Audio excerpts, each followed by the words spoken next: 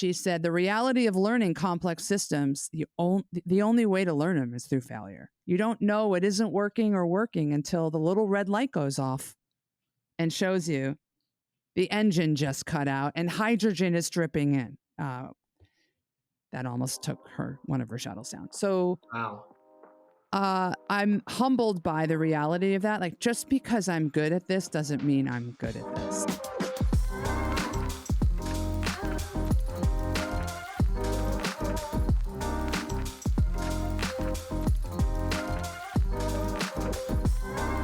The Abstract is brought to you by SpotDraft, an end-to-end contract lifecycle management system that helps high-performing legal teams become 10 times more efficient. If you spend hours every week drafting and reviewing contracts, worrying about being blindsided by renewals, or if you just want to streamline your contracting processes, SpotDraft is the right solution for you. From creating and managing templates and workflows, to tracking approvals, e-signing, and reporting via an AI-powered repository, SpotDraft helps you in every stage of your contracting. And because it should work where you work, it integrates with all the tools your business already uses. SpotDraft is the key that unlocks the potential of your legal team. Make your contracting easier today at spotdraft.com. Where is the legal operations profession headed? How can you break into legal ops? What role can community play as you grow over the course of your career? Today, I'm joined by someone who's really put the work in herself to build a career in technology and operations, Jenn McCarron. Jenn leads legal ops and technology at Netflix. She is also the president of CLOC for the next 2 years, and she is a pro at podcasting. She's been doing this longer than me. Her audio will sound better than me. She's the host of CLOC Talk, CLOC's podcast. She's previously been a legal ops and tech leader at companies like Spotify and Cisco. Jenn, welcome to the Abstract. Tyler, it's so nice to be here finally. And don't beat yourself up on inferior audio quality. We are all just an iteration away from our next best selves. Is that a joke about the small cuts on my nose for those who are seeing video? Don't beat yourself up. No. Oh, you've been beating yourself up. It was a minor flesh wound from backcountry skiing. Luckily, no bones.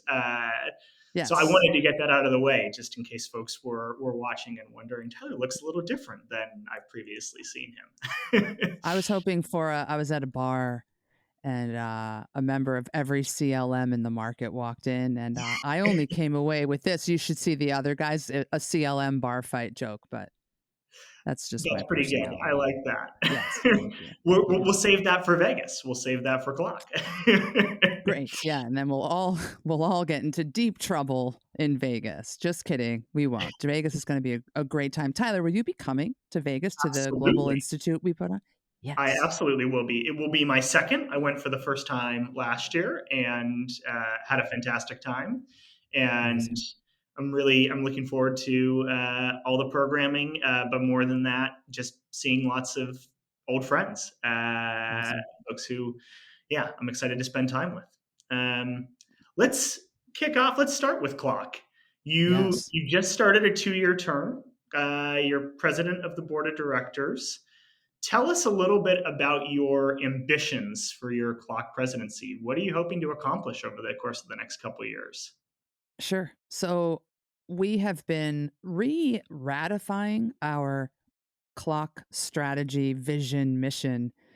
And of course, my slide isn't loading neatly right now, but we're here to advance the legal ops industry and profession so that we can innovate the business and practice of law. And we've added this new piece onto our vision mission statement, which is we're going to do that through 3 column principles, and it is community, it is content, and it is conversation.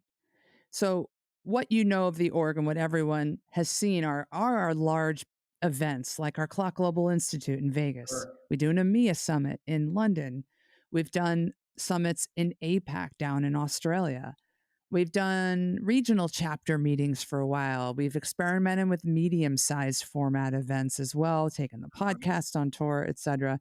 So community gatherings are our bread and butter.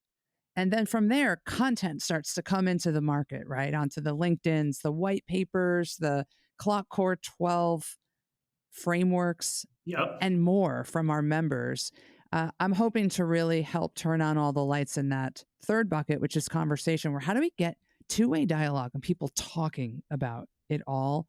In a way, you see me drawing a line. You can almost take something cool you see in a community event, Yeah. a person, a speaker, a new idea that a member comes up with, or maybe CLOC staff introduces, and you can thread it through and watch the content creation aspect happen. Then you can thread it through to conversations and unveil it at other community events or in think tank meetings or on the podcast or on LinkedIn or in a white paper, and really thread all of those pieces through so people can see it all. I think CLOC has some of the most amazing IP and members in the world. But I is agree the with that. marketing? Yeah, thank you. But is the marketing where it could be to spotlight some of our members Yeah. and pull them through, make them content kings of a certain subject? I think we're doing a good job. I'd like to get us to excellence there. So there's a big focus of mine to help turn all those lights on behind marketing efforts Yeah. and, executing on a strategy that has impact, that isn't too broad. I'm very good at, let's do 3 things and do them really well. I love And we how your might do like, camera focuses on that. And I know it's like, I know my gear, and yes, I'm trying to help instill some focus there. And I've said this on a few other podcasts as well. uh-huh. By the time my term ends, I hope to introduce with the staff, with the board, a career framework Yes. for members to sink their teeth into and feel like they know where they are on some gradient of the career, because I don't think we've done a lot there. And given the newness of the field and all the people in the community and converting over, I think we need to ground some people. It gives them a navigation point to work kind of forward in that I don't know that we all have now. I think that's what community is really about, right? It's about providing opportunities for folks to learn from each other, learn from experts, but Yeah. also build each other up. Yes. Uh, Talk to us a little bit, actually, about how you got started with CLOC. Like, That's exactly how I got started, by the way, yeah. which what you just said.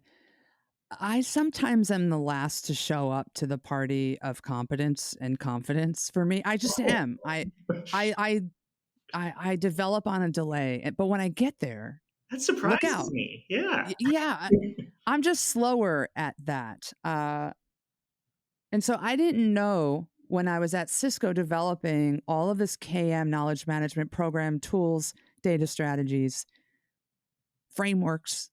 I Mhm. didn't know it was good. I just thought it was what I was doing at Cisco. And I showed it to my peer, Frances Pomposo, who was at Adobe, who I met through CLOC. Her boss, Lisa, and my boss, Steve, were CLOC founders. Yeah. So I show her this. I'm like, and I just have this like assumption, this is crap. Frances is going to think this is crap. Red She lines looked at all this. over, edits. Yeah. And I'm like, okay, embracing. I'm like, what do you think? I showed it to her in like a half hour and she goes, yeah. And I'm like, that's it. She's like, yeah, you're on to something here. No And gave me notes. some, no, it's like gave me additions and thoughts and like more to even chew on with that, what relates to Adobe, how this is resonant. And I was like, oh my goodness. Fast forward another year or two, I'm still working on that strategy. I'm like, let me present it out to the community. Mary Mhm. O'Carroll was looking for speakers for CLOC's New York City chapter first ever meeting. I was living in New York at the time and I went, I'll do it. I have a slide deck. I presented those slides into the room and it was a 50-person standing room only. It was during legal week, packed Mhm. room. All the leaders from the East Coast, not just New York, but the East Coast were there. Yeah. They all recruited me, by the way, for the next few years. And that's secondary though. That's like the benefit of going and presenting your ideas in a community, in your network. But primarily to put that idea set in front of 50 people and they go, this means something to me. And they take the slides and start to adapt them to their own companies. The CLOC heads at the time saw me do the presentation and they slotted me for May. And they're like, you're doing this in May in front of, we're going to give you a triple size audience. And I did Yeah.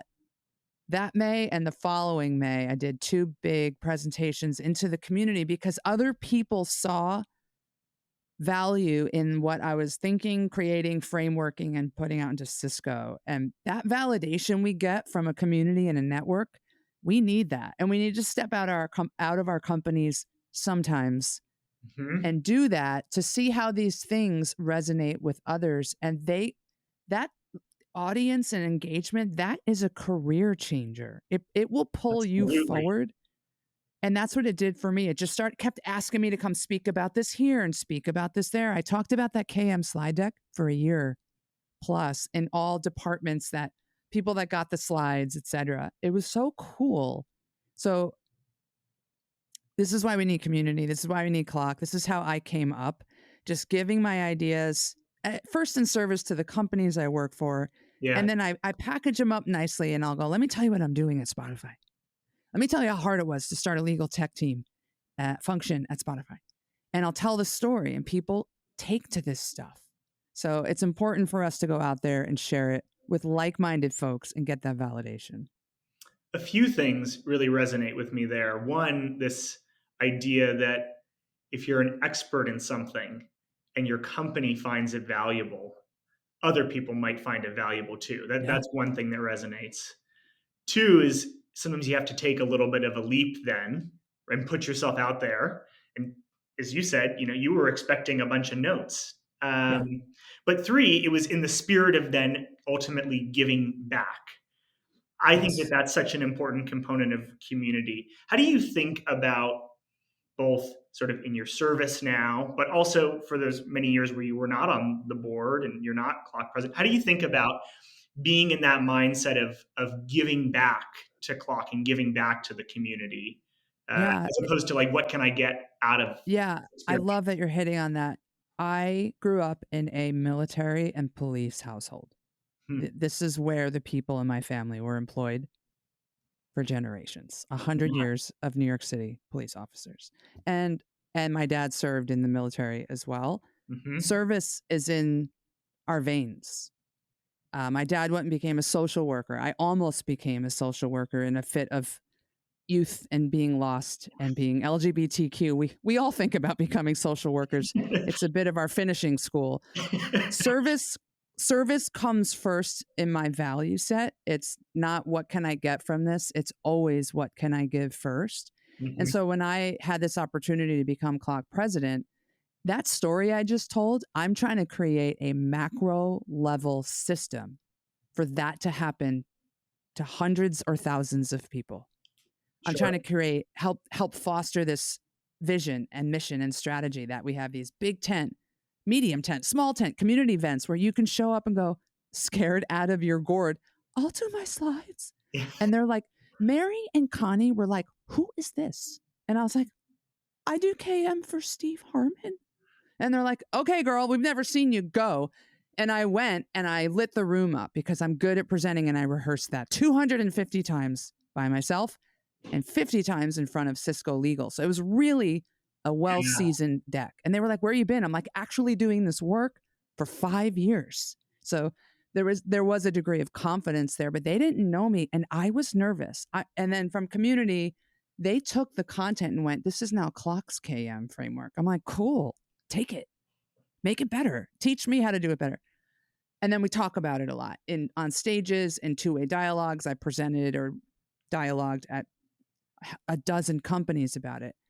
I want that to happen for thousands of people, for all of our members, and create the stages to do that and the workflows to do that. Like macro level, we're Mm-hmm. building the ops superstars of the future, the people who can change how legal departments operate, make them more efficient. That's us. And I want to make them superstars and give the resources and the venues to do that. You are a superstar in the legal ops profession. Uh, Cool. Can Tell you call me, my manager right now and give her that note? Thanks. Thanks. No, I I'll, think she thinks so too, but I'll send you an email afterwards that you can thank you. forward. I'll forward on, forward. And you're giving a lot back to CLOC and to the community. Yeah. I want to also ask you though, like, what are you learning from folks there? What's something that you've learned recently, or what do you think you're going to learn from your tenure as president? Like, how is CLOC sort of enriching you and Yeah. your life and where you're going to take your career? Just because I know the clock core 12 up and down and can jump on any podcast and or legal ops 101 or mentorship session and I can talk to it, teach or mentor, Hmm. that doesn't mean that my dashboards are awesome. Yeah. It means that they're still an iteration away from their best version. And that I think I learn more and more how iterative this all is, Hmm. how long change really does take to affect inside of a legal department or any system or any group of people. And me, there's a big thread right now where we're all like failures, failures, failures, failures, failures, failures. Someone just asked me, come speak about your failures. Bloomberg Law just asked me, will you write an article about your failures? Hmm. And I'm like, wow, we really care about all of that. But I just read in this great book by an astronaut that in Cool. complex systems, the best, her name's Colonel Eileen Collins. She was the first woman pilot and commander to man or woman a space shuttle out into space when we still had the space shuttle program. We'll put that in the show notes for Put that in the folks show who notes. want to It's read a it. wonderful book. I read it. I read her memoir. I'll be interviewing her tomorrow for Clock Talk. Incredible. So I'm in space on all my metaphors and analogies right now. So go with me there. But she says this is an astronaut. She said the reality of learning complex systems, the only way to learn them is through failure. You don't know it isn't working or working until the little red light goes off and shows you the engine just cut out and hydrogen is dripping in. That almost took one of her shuttles down. So Wow. I'm humbled by the reality of that. Like, just because I'm good at this doesn't mean I'm good at this. I still have all the same struggles as everyone else. And change management, I have more and more respect for the psychology behind the sales, behind the behavioral change, behind how to guide people on that journey than ever before. Back then, I used to think it was just like tech, do my thing. I'm here and hierarchy, like the bosses or the VPs have empowered me to be here to put this in front of you, to lead you on this front. You have to, your bosses want you to. And now I'm like, no, it's not that simple. We, each of us have to add value and convince our user base that this is a worthwhile expedition, even though it will be turbulent sometimes. So yeah, I don't know if I answered your question. I tried to though. Definitely. Uh, in that vein of it being complex, uh, Yeah, of it being something that you have to sort of learn by doing, yeah, uh, advice that you would have for those who are starting off in legal ops. Folks are taking on these roles for the first time. Sometimes yes, the titles are a little amorphous. We're going to talk about that too. yeah. I want to talk about sort of where legal ops is headed. Someone's taking on a legal ops manager role for the first time. What should they know that you wish that you'd known as you were growing in this space? I'm going to quote one of your former guests, Wow. who You was one listen. of my, was one of my former colleagues, Alice Beatsgrove from Cisco. Fantastic. You asked her a question like, and this might be the next question you're asking me, but the answer is the same. Like, what would you tell yourself? What would you Yeah, tell new legal sure. ops Jen? Or what would I tell the new legal ops person working in it? I would say, don't worry, have 95% less anxiety, worry, and fretting. Mhm. It is all going to work out, but it needs its time to work out. It needs this stuff we are instituting, especially inside an enterprise, Mhm. is all about transforming. And that doesn't come quick for anyone, including legal folks. It needs years. No, I never needed to tell myself to sit at your job and learn it by doing for years. Mhm. But I do tell mentees that a lot. I speak about that a lot on the Clock Talk podcast. I say, hey, sit still for a little while if you can. try to give these chapters 3 years, because that's what it takes to institute change in any group of people, whether they work at Cisco, Netflix, Facebook. The forces of change and chaos. It takes 3 years. Try to see some of that all the way through. Yeah. You're going to come out with such stories and perspective and wins to reflect on, to build a foundational learning on, and then to speak on in future job interviews. I see a lot of people jumping around right now. Look, sometimes you got to jump. Sometimes you got to just quit because it sucks. Sure. Please quit when it sucks and it's not a good mutual match. But if you can ride these things out, ride it out, because it's actually all going to be okay. And you learn more through, I think, like a longitudinal focus on one legal team. And I just loved how Alice would tell her early self and career, like, chill out, girl. Yeah. It's going to work out. Give it time to try all the things, to have happy days, sad days, to have wins, to have failures. And it's most important that we're looking back on all of those and reflecting. That's how we really ultimately learn. And make sure you have those mechanisms in your life to reflect back on. We're big at Netflix on, let's do a retro on how that went. What did we learn? How could we have done that better? How could we avoid that failure, etc.? The feedback. We're on that very quickly. If you don't have that happening at work, institute them. And then if you don't have that happening in your professional development, institute it through mentorship, peer mentorship, your manager, or some people get coaches or do coaching stints so they can reflect forward on things. So that would be my advice for noobs. And I think if you had to have one skill set here to win them all, the hard skill set is project management. And so I'm going to, and I have a hard time picking. The soft skill set is communication.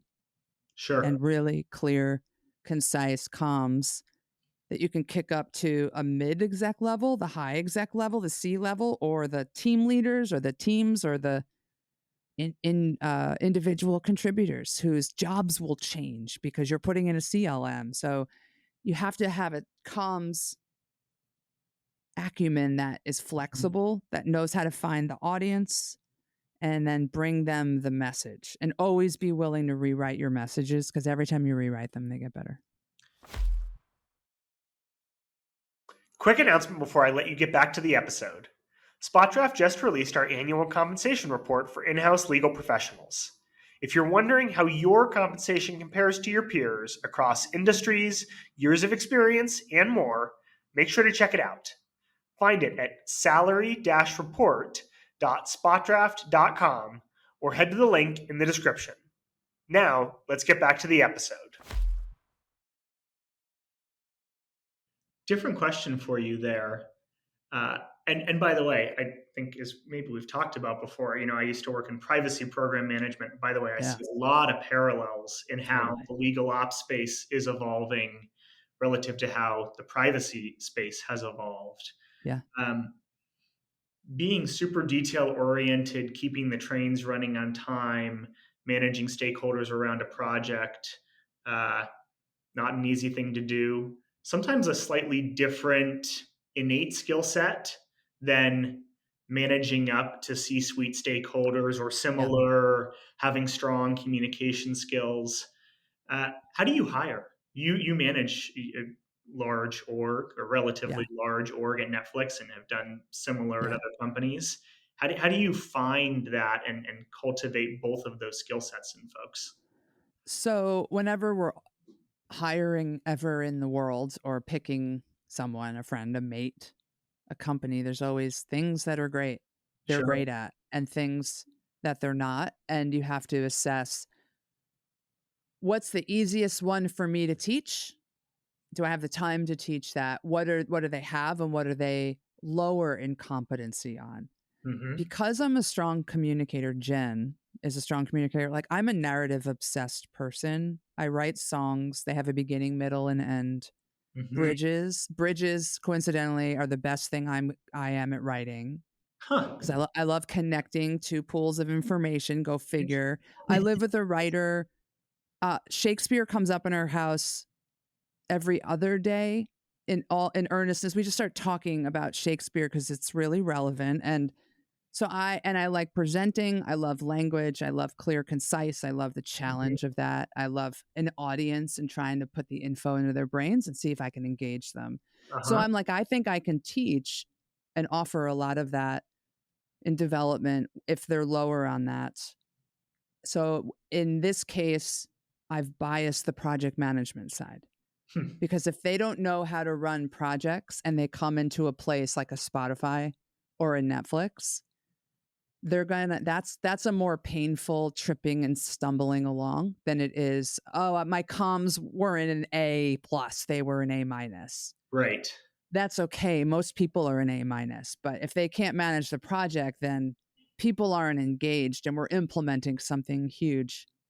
Uh, and they can learn where to ask for help on comms when the CLM implementation. In fact, a Sure. memo just floated across my desk that was the CLM com going out for a part of the go live very soon. Uh-huh. And someone on my team sent that to me and another manager and said, "Hey, give this a read, give me your feedback, give me your thoughts." And I did a 5-minute edit and said, minor stuff. Just take out some of the marketing. Like, don't say things like, you can get what you want when and where you need it. You sound like a marketing brochure. And it's actually, you're not getting it where you need it. You have to go to the CLM and log in. You Yeah. can only come in our front door. So don't sound like we're APIing the data everywhere. Instead, and I put this language, you can use this solution when you need to A, use case B, use case C and D, and other, and they'll remember those things because then you're repeating it below.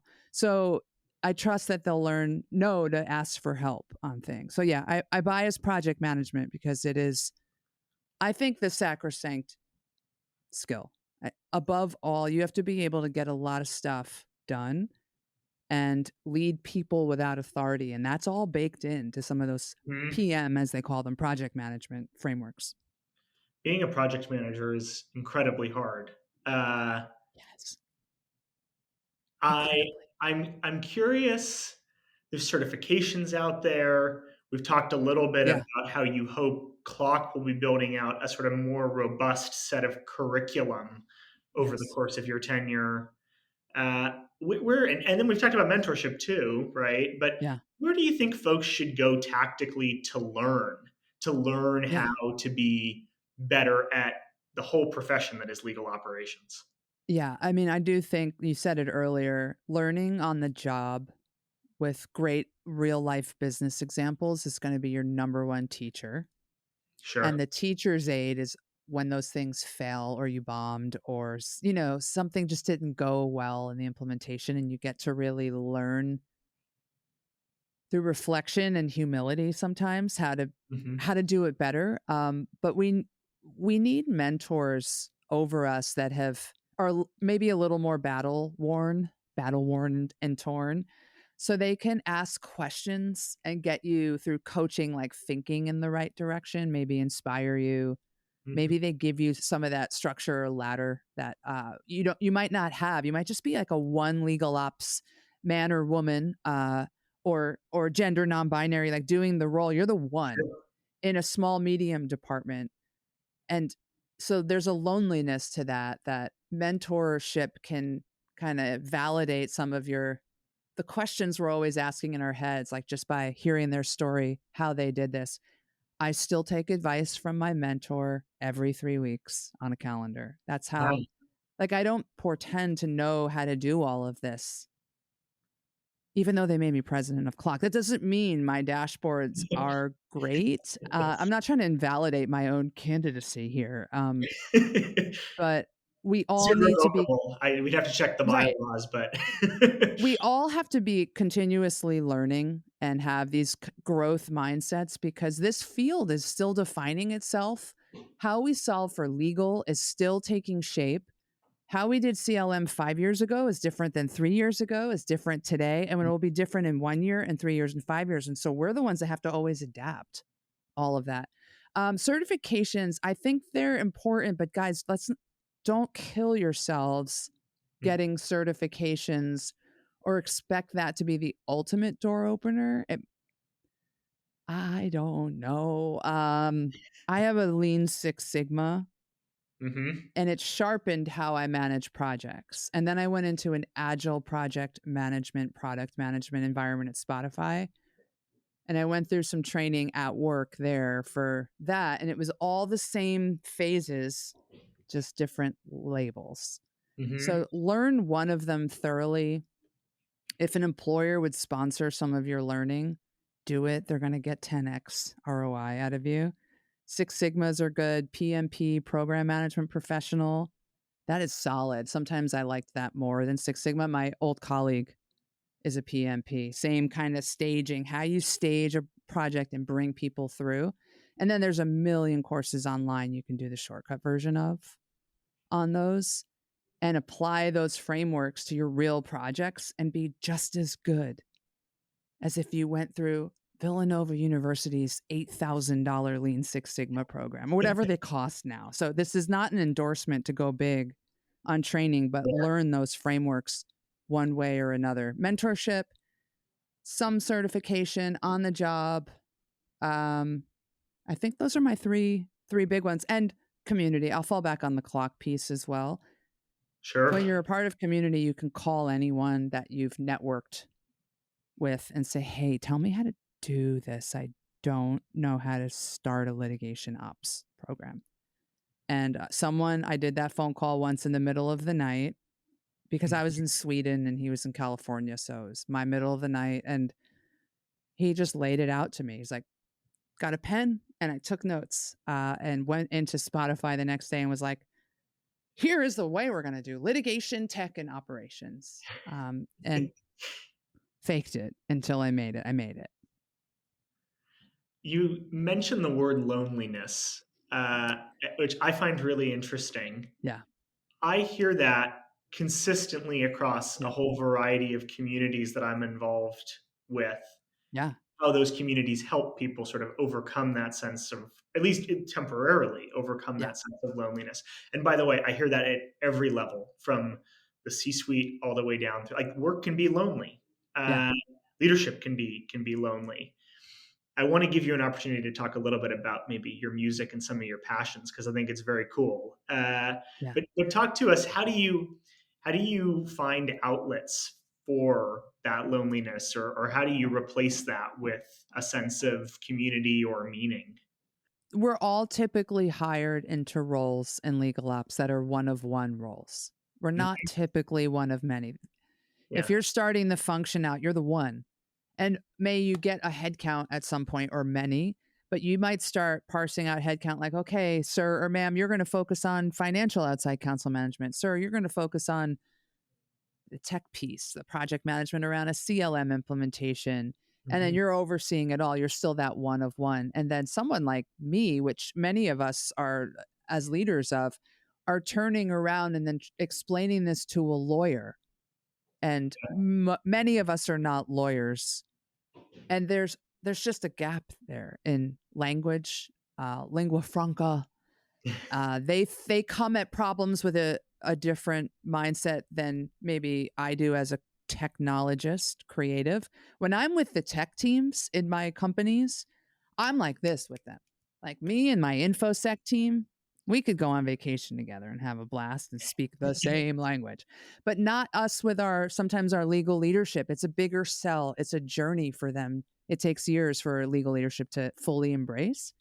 So hmm, it's lonely. And CLOC has been my number one resource for that for years. I used to go to the institutes so that I felt it would just give me energy. It would refill my battery. And I'd go, oh my God, they are all experiencing some of the same resistance I am. And sure, I go, it's not me and it's not my company. It's just reality of these solutions are sometimes very forward thinking and people can't think that forward.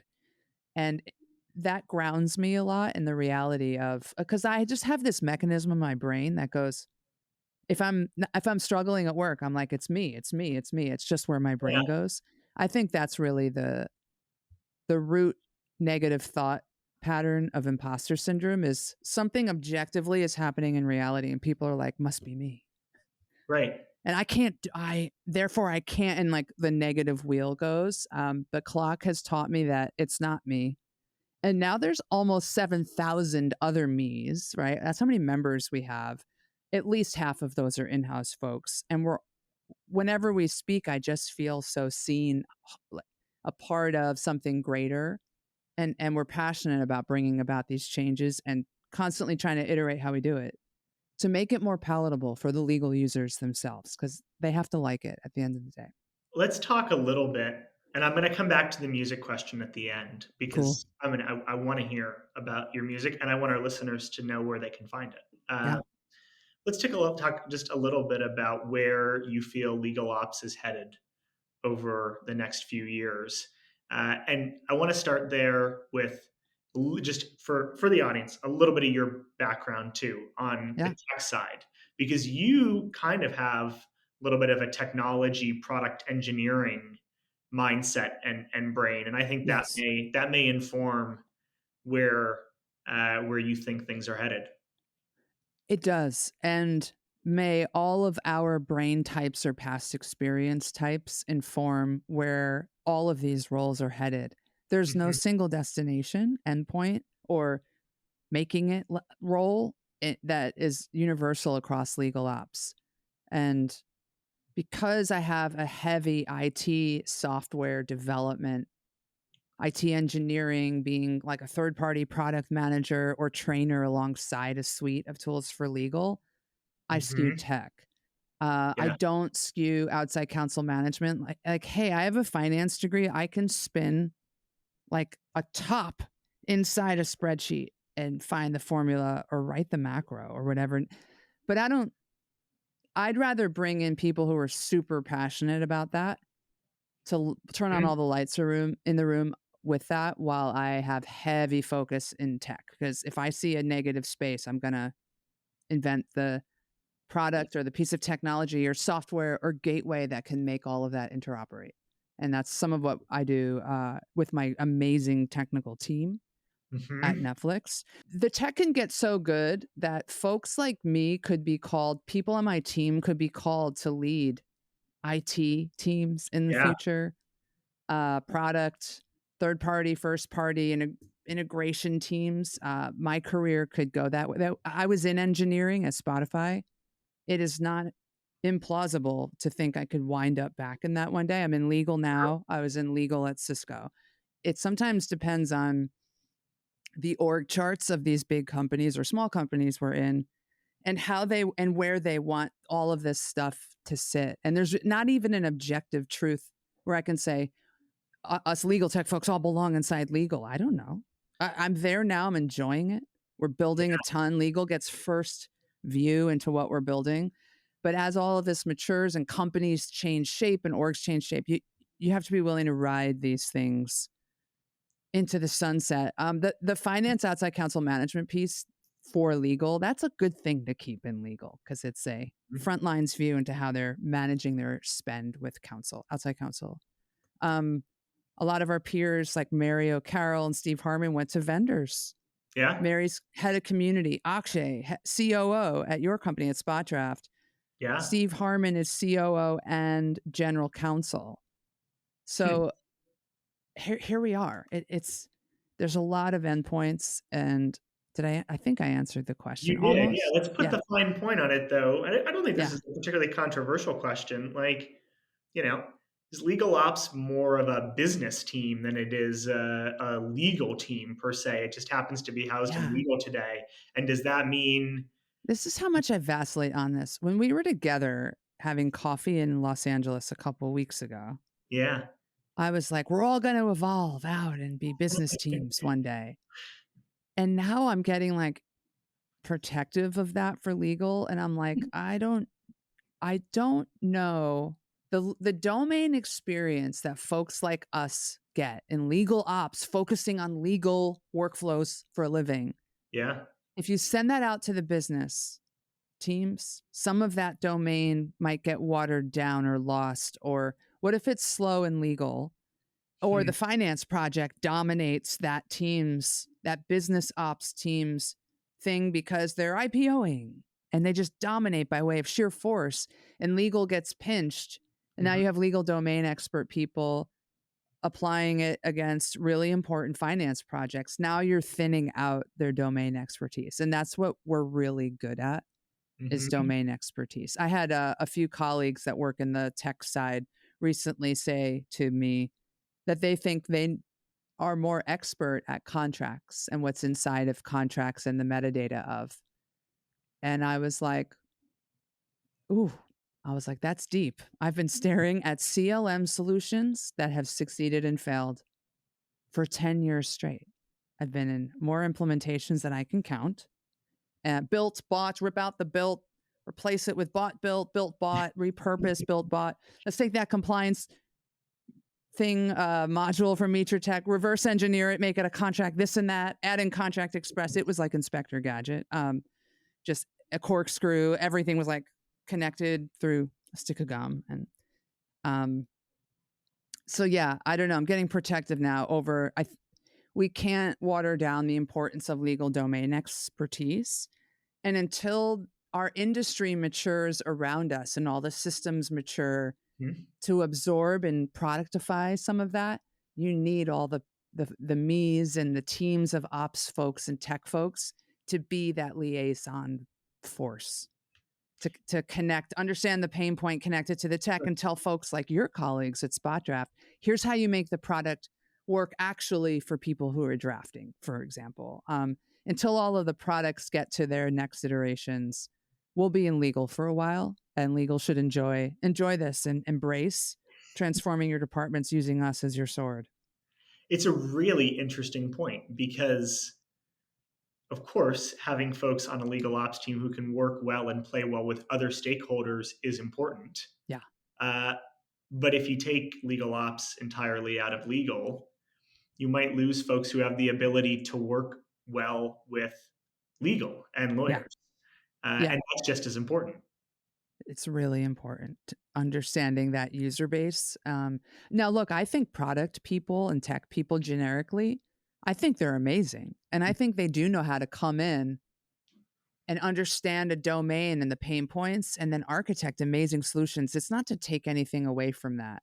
But we have failed so many times in CLM. Please trust that we know a little bit more about how these forms, these templates should even be structured to go into tech so that AI can read and generate from them better, faster, stronger in the future. So there's still it's like until we've hit the higher echelons of maturity as an industry, and then in each department, we're Mhm. needed there to help kind of load balance all of the gaps and the uneven terrain.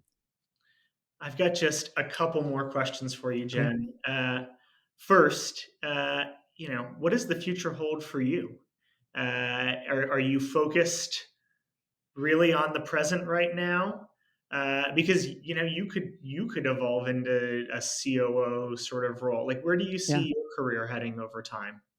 Yeah, I'm both focused on the present immensely, getting the foundation in at my current company, Netflix, and making sure that it can live on without me, and that I'm succession planning in a way where someone on my team or someone else can come in and then take it on its next journey. I don't have to be the it forever, but I pioneered it.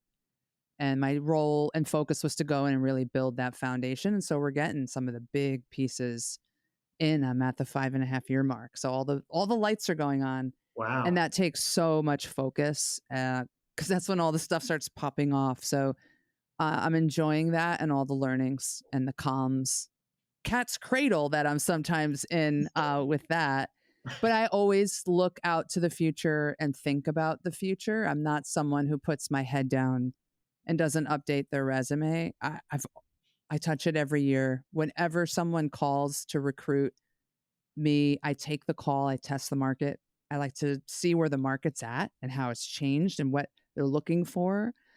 And I test myself on those combos of where I want to be. Is this the right fit and mutual match for me now? And get this, I even tell my current manager about those conversations too.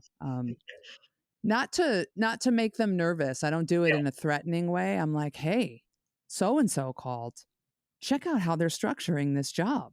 And Yeah. then if I take it further, because it's interesting mutually, I'll go check out how they're structuring compensation. It's important for us to know these things. So I test a lot. I could do this role again. I've Hmm. done every scale except I've done startup legal ops. I've done pre-IPO to IPO legal ops. I did large scale 70,000 employee, $50 billion public company legal ops. Right. Netflix is like a child adult. Netflix is like a San Francisco guy. They're all like man childs. Okay, sorry, San Francisco guys. But it's like a 25-year-old company that still acts without rules and is very creative and very chaotic and startup-y and entrepreneurial. It's really fun. So that's cool. Well, the one I haven't done is turning the lights on in a startup legal ops, or I haven't done like 150,000 employees plus legal ops. Hmm. And interestingly, I don't get any calls for the turning the lights on roles, but I get calls from the big ones on how to do this in like 3x the scale I've ever done, because it's usually a very fractured kind of legal ops environment in those like large companies. Maybe one of those. I could jump to a startup. Uh, what I would do in a startup, I don't know. Ops, I could do product. I could do product sales. There's a side of Yeah. me, Tyler, that thinks I could sell. I'd be very intimidated by a number, but I do love Right. selling. I do love when I understand the thing. I love trying to teach that value to people and go, is this meaningful to you? So something in there could be pretty appealing to me at a different scale than I'm at now. That resonates. The selling piece, although I Yeah. don't have a quota, which is very nice. And I just hope folks who are listening see someone who has, a really developed career in legal ops. I hope they hear that optionality. And Yeah. I hope they hear that ability to sort of like choose something that's going to, at some point, right, Yeah. give you the opportunity to be creative, give you the opportunity to grow in a new way, right? Yeah. That there are a lot of paths from legal ops. So many. There's so many, but don't be overwhelmed by that. I've been doing this stuff for 11 years straight for real, for real. And there were 2 years before that where I was like half still playing in bands, half in the office doing the SharePoint management. And then I had this funny deal worked out with my general counsel. I'd be like, cool if I go out for 6 weeks on tour? And he'd be like, sure, I pay you next to nothing. Sure. Just do the stuff I send you when it comes your way from your laptop. I'm like, cool. So I'm on tour with like this off Broadway show on the Eastern Seaboard, like with my laptop in the Amazing. room. The cast was all like getting lit in the cast house. And they're like, why isn't this weirdo bass player with us partying every night? This is what they get to do on set as a cast. And I'm like, I have a job and it's not waiting tables. So BRB, I'm going to go do some SharePoint work. So there was like a period of that, but the lights have been fully on since 2013. And it's okay if for right now you just put your head down and you're like, I'm a legal ops manager. And all I can see is this path to chief of staff with this general counsel or the next one. Totally fine. More will be revealed later in the great words of Alice Beastgrove. More will come later if you're just doing work, adding value, connecting dots in your businesses, and trust the process there. Last question for you. That's a good full circle Yeah. on Alice, too, as Yeah. we come up on time. Uh, your music.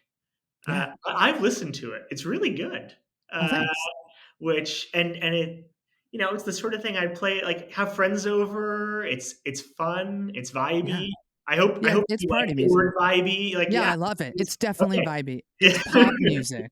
It is. It is straight up pop music. It's going for 2 minutes and 40 seconds of fun and a feeling, and it's third grade literacy rate in those lyrics. Sometimes I have to hit myself on the face to dumb it down and not be that smart.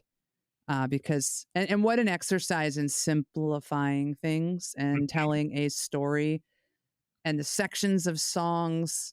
There are sections of our comms. When you open a presentation to a room, you have to hit them with the hook, then take them into a verse through the journey, then bring them back to the hook, then take them to another verse. And now they might need a bridge back to the last chorus, to a post chorus. All the lighters are up at the end of the song for 20 seconds, stadium style, chanting two things, you're out. I mean, that's how I do presentations. It's pop song format. That's great. I love that. I've never heard that before. That's such a good format. It's storyteller format, just in song. And yeah, it's an amazing. I've made songs my whole life since I'm a kid. Mm-hmm. It'll never go away.